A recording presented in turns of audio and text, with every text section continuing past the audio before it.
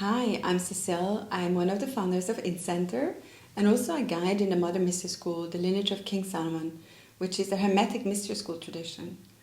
And today I'd like to speak to you about crystal healings and how to become a crystal healer in an ancient lineage.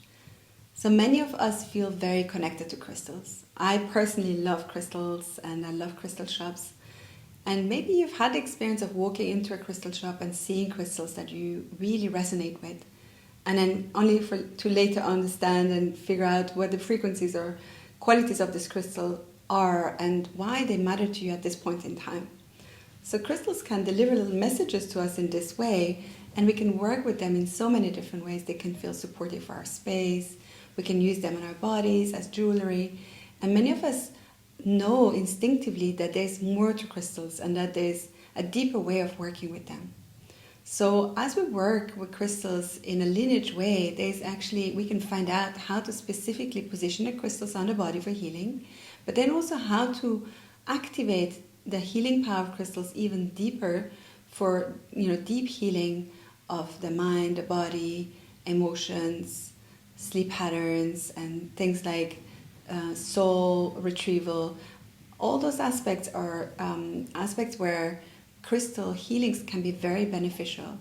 And so in the Sacred Geometry 2 class, which I offer quite regularly, you can learn how to use crystals in this way and how to activate their healing powers through very ancient chants that we've been using in the lineage for thousands of years. And there's other modality that gets handed down in this class as well, which is around crystal readings. So we work with crystals as well to receive information. And so in that particular reading, you can learn how to receive information from the higher self of a particular client that you might be working with, so that you can receive messages that are relevant to their progression and that are delivered to them with wisdom. Because many readings are possible and many readings are available out there, but how do we know that the reading is truly coming from a place of wisdom? And so the crystals really help us with that. And then finally, the third handing down in that class in Sacred Geometry 2 is how to create crystal grids. So we all live in houses, in spaces, and the frequency of the environments that we live in really affects our state, our inner state, emotional state, our the quality of our thoughts, and in turn our ability to manifest. So when we are in high vibrational spaces that are very pure, it's easier to have clarity, it's easier to be balanced, to meditate, to have good habits, but also to manifest the realities we want. So really, having a crystal grid in your house is an extremely beneficial way of supporting your everyday life. So you can learn how to create those crystal grids. I can teach you. There is a combination of how we lay the crystals, where they're going, in which sequence they're put down, and also what chants we use when we put them down. And so once the crystal grids are established, they create a field of a lot of power and light that is permanent for your space, that will stay up until the crystals are removed. So there's different ways of putting them up. They can go literally in the foundation of your house, but then they can also just be hanging on a nail or be in a little leather pouch. So there's different ways of creating those grids that are very subtle and hold a permanent energy space for your house. So that's what you learn in Sacred Geometry 2, how to do crystal healings, how to activate the crystals, how to read with crystals, and how to create sacred grids for your spaces.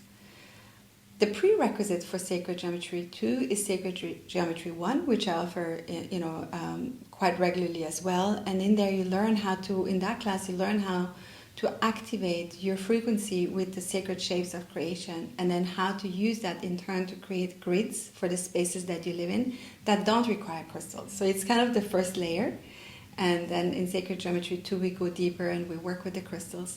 So you can become a crystal healer in that sequence. You can do Sacred Geometry 1 and Sacred Geometry 2. And I highly recommend this combination together with the life activation, which is a personal session that you can receive first for your own healing of your aura and of all the energy fields around you.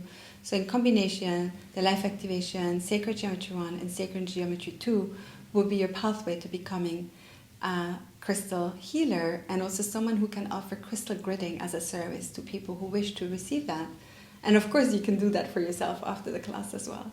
So if you'd like to find out more about this class and about this way of working, please feel free to message me on the website, and we can get in touch and find some time to talk about, your particular journey and how this could resonate at this point for you.